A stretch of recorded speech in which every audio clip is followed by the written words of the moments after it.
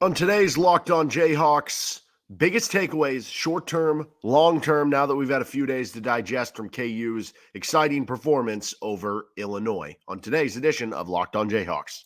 You are Locked On Jayhawks, your daily podcast on the Kansas Jayhawks, part of the Locked On Podcast Network, your team every day.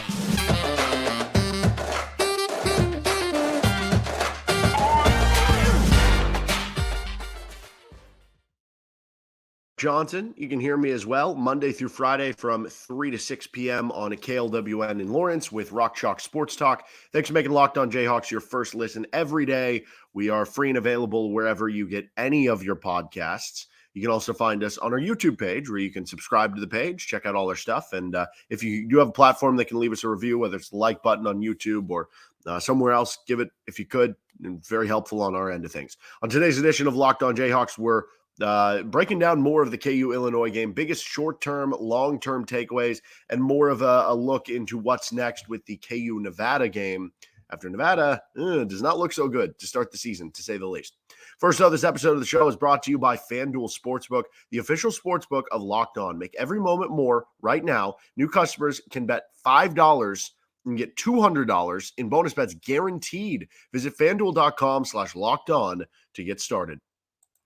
So biggest short-term, long-term takeaways from the Illinois game. Obviously, a very impressive win for KU, 34-23.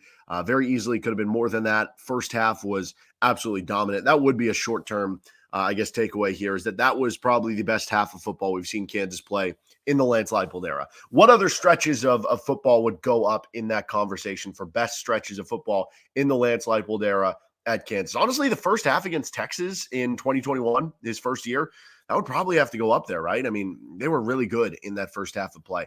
Then you look at 2022. I mean, if you just looked at the stretch after the lightning delay against Houston, that would probably go up there. The stretch between the end of the first half and the beginning of the second half against West Virginia last season would probably go up there. Really, the whole game against Oklahoma State last season, that was really impressive. The last 8 minutes of the Arkansas game maybe would go up there. But that was your best complete half of football overall. It was just such an excellent performance. And that, you hope that becomes a long-term takeaway, because you hope that what they showed against Illinois and showing that you can do this against a Power 5 level opponent where, this is the last two KU wins against FBS opponents now haven't just been you beating an FBS team, because think about this in years past. In years past, when you had David Beatty or Charlie Weiss or Clint Bowen or any of these past coaches, Les Miles, most of the time you would win these Power 5 games, and it would be a close win that would take something maybe that wasn't overly repeatable game to game, that, fluky might be a little too hard of a word, but it took the other team making a big mistake. You think of the TCU game, close game, and the butt fumble, that one. You think of the Texas Tech game and them blocking a field goal, then the guy trying to return it fumbles the football. You think of the Texas game in overtime that you won in Lawrence in 2016, when they had 6 turnovers, right?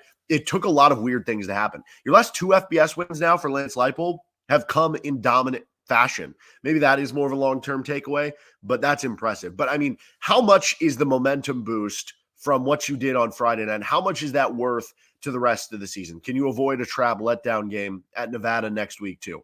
Is this indicative long-term that you're going to be this team when you're playing other Power 5 teams that are maybe in that 5 to 6 to 7 win range? Because there's going to be a couple of those on your schedule upcoming, possibly with BYU or Oklahoma State or maybe Texas Tech or Cincinnati.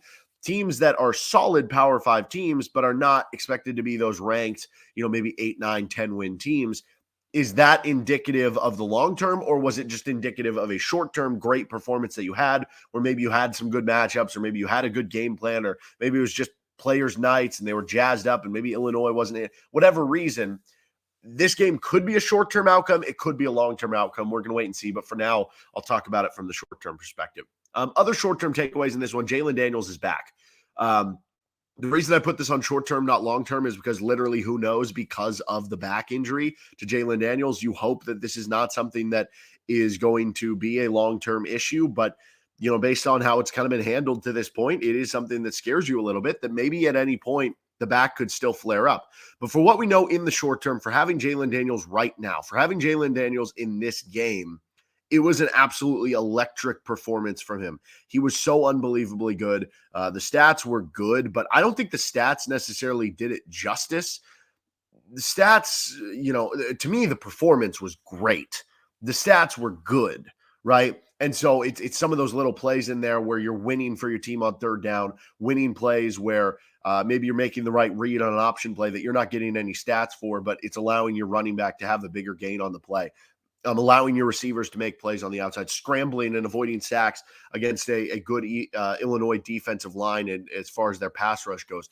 Short term, you feel great about Jalon Daniels. And if you could guarantee me long-term that Jalon's going to be healthy the rest of the way, at this point, I might pick Kansas to win 9 games, honestly. If you could guarantee that the rest of the way. At the very least, I'd feel a lot more comfortable about 8. I had them at 7 before the year started. Felt comfortable about the over to begin with, but that was with questions about Jalon Daniels, and that was with me picking them to lose the Illinois game. They obviously dominated that game, so obviously picking them to win more games from kind of here on out. But for the short term, unbelievable performance by Jalon. While I don't condone or want targeting to happen in a game, and especially happen to your team, like, I don't know, you don't want that for a safety reason, and there's a reason they're taking it out of the game, and also it's bad for your team because you're going to lose those players for a bit of time. In this case, you lose them for the rest of the second half with Kobe Bryant and Austin Booker, and you're going to lose them for the first half of the Nevada game. But I will say the one slight positive to come off of this in the short term right now is how aggressive and how hard-hitting the KU defense has been early in the season.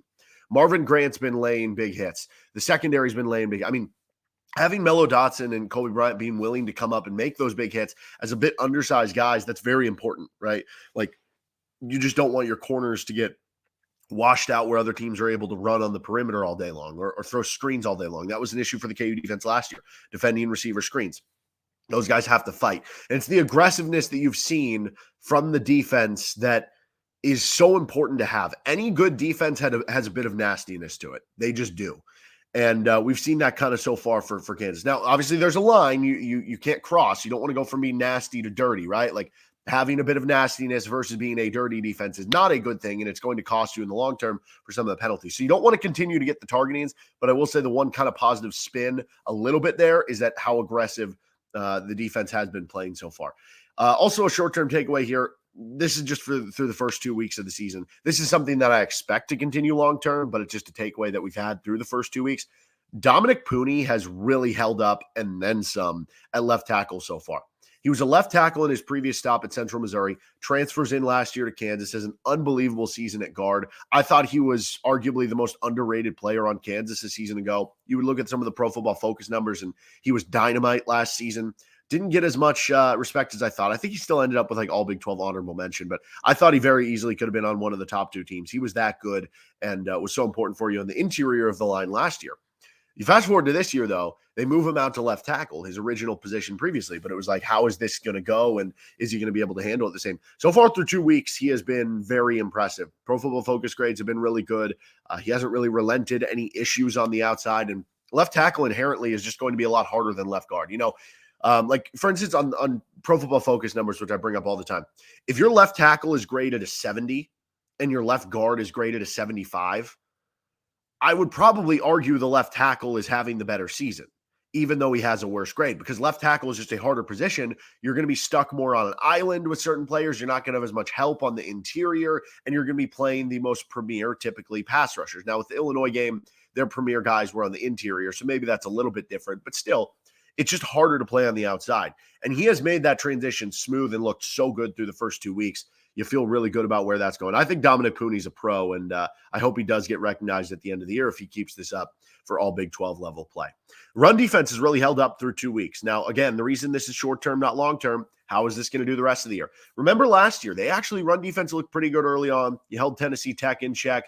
West Virginia had an okay game rushing, but, I think it was like over 4 yards per carry, but under 4.5, obviously, because they won the game. Houston was kind of the same thing. Like, they did okay running the ball, but it wasn't anything that took over the game. Even the TCU game, the first half, you did really well against the run. It was the second half of the TCU game and then on the games afterwards, the Oklahoma game, the Baylor game, Arkansas, Kansas State.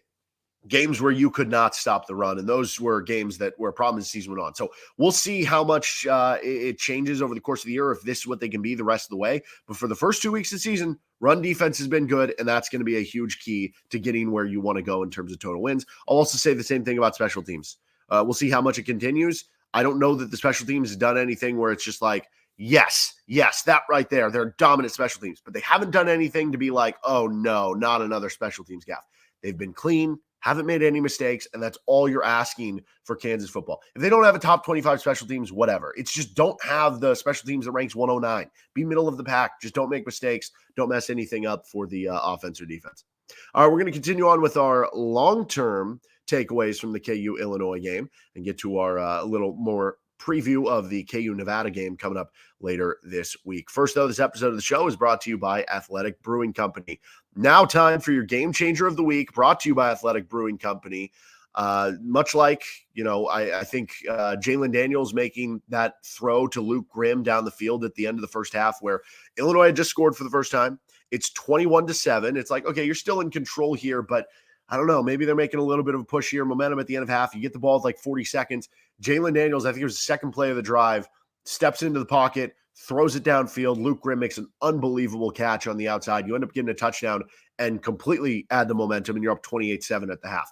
Just like that, Athletic Brewing Company has completely changed the non-alcoholic beer game. They make non-alcoholic beers that actually taste good. Their brews are great tasting and award-winning, and they beat out full-strength beers in global competitions. They brew over 50 styles of craft non-alcoholic beer, including IPAs, Goldens, Sours, and more. You can find Athletic Brewing Company's non-alcoholic brews at a store near you or buy online at athleticbrewingcompany.com or athleticbrewing.com. First-time customers can use code LOCKEDON to get 15% off your first online order. That's code LOCKEDON, LOCKEDON, at checkout for 15% off at athleticbrewing.com. Near beer, exclusions apply, and conditions apply. Athletic Brewing Company, fit for all times.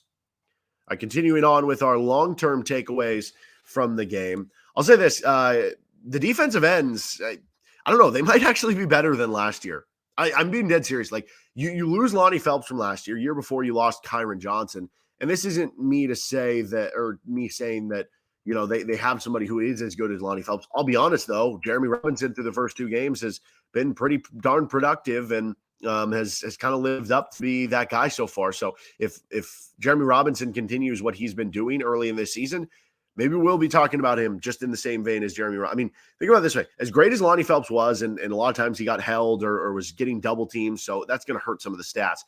He had, I think, 3 sacks in the opening game against Tennessee Tech, 4 sacks the rest of the way. So he was drawing all the attention of the defense. Again, he had a bigger impact than those sacks. But my point is, production-wise, could Jeremy Robinson get to 7 sacks too, or 4 sacks over your 11 final FBS games? Absolutely he could. So, I mean, he already got 2 against Illinois, right? So he could get up there. But even if you don't think he's quite the same, I think there's more depth and there's more options at the defensive end group than last year. Malcolm Lee was a solid player for you, an upperclassman, older player, was like a 5th or 6th year senior. You had Jeremy Robinson as a rotational guy.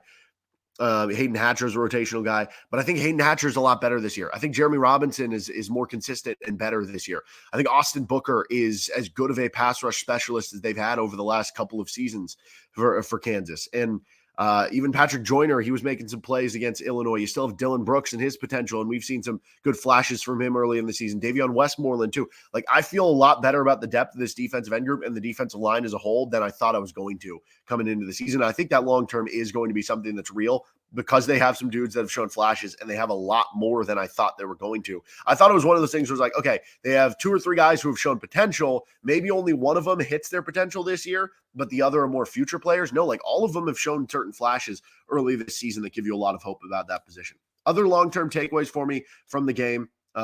If KU's defense is much improved, which it has looked so far through the first 2 weeks of the season, it might not just be like a solid unit. It might be a really good unit in a year or 2. So this year, I think you're looking to step forward, as we've talked about a lot. You give 35 points per game last year. Can you give up, 27, 28 points per game this year? So far, they've only been giving up 20. You're giving up 23 to Illinois, and even that could have been a lot less than it ended up being. Obviously, you're going to be playing some better offenses than Illinois moving forward. So if you end up giving up 28 points at the end of the season, you're going to look back on that as a big success. Nationally, that's still going to be kind of middle of the pack, lower middle of the pack in the entire country, middle of the pack, lower middle of the pack of the Big 12, but it'll be good enough with the offense. But if you fast forward to 2024 or maybe even 2025, this defense might be like really good. And it'll depend on, you never know what's going to happen with injuries or transfer portal or who you're going to bring in and how they're going to hit and NFL draft decisions. But theoretically, as much as, the defense looked improved in the first 2 weeks, yeah, there are a couple guys like Devin Phillips who he's a senior. He's gone after this year. But like Jeremy Robinson, he's a junior. He could have another year after this one. Dylan Brooks, Austin Booker, both those guys are like redshirt sophomores. You look at the linebacker group, J.B. Brown, like he still has a couple years left at Kansas. Tywan Berryhill has another year left after this year. You have some of the young guys like, Logan Brantley, who's going to be coming along as the season goes on. Kobe Bryant, Melo Dotson, both juniors. O.J. Burrows, Marvin Grant, both juniors. And a lot of the depth of the guys you're rotating in throughout every level, defensive line, linebacker, safety, corner on defense, are freshman, sophomore players. So the defense, if they take a step forward this year, like they're already showing to do, not only would it be beneficial for this year, but you might go into next year, and this is a conversation for a lot of time down the road, but we're having it right now, being like, I think the defense could take a step to be really good in another season. And I've set up patience with Brian Borland. He didn't have the luxury of like what Andy Kotelnicki got, where he had a full cupboard with, he had Jalon Daniels on the roster. He had Devin Neal. He had to kind of make his roster together on the fly a little bit more difficult.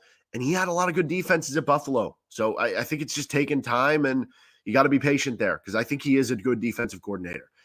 Okay, the other long-term takeaway I have here is, I know we talked in the short term, Jalon Daniels great, but we didn't mention it long-term because there is worries about the back injury. How's that going to go? I do have one takeaway, though, that is long-term about Jalon Daniels. And to me, it's that he is a real Heisman guy.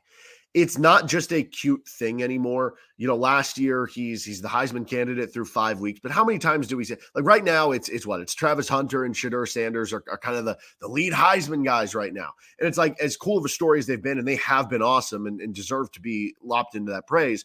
Do we actually think at the end of the year, both those guys are going to be like finalists? Or at the end of the year, is there a chance that Colorado wins 7 or 8 games and they have really good years and they're all Pac-12, but maybe they're not quite Heisman finalists, right? Sometimes we do that with early guys in the season because we get bored of the same guys, but then it ends up going back to kind of the chalk-related guys. The season goes on and everything happens, and especially early in the season when you're playing non-conference games and you're going to have some teams that, like Kansas last year, start 5-0 but finish 6-6. So last year, as much as him being a Heisman guy was sort of a thing, if you looked at the betting odds, it never progressed to being like a super tangible thing. That game against Illinois was enough for me to say, okay, I think this Kansas team can win 8 or 9 games. And he is that good of a player. He is that impactful. He has the highlights. He has the stats.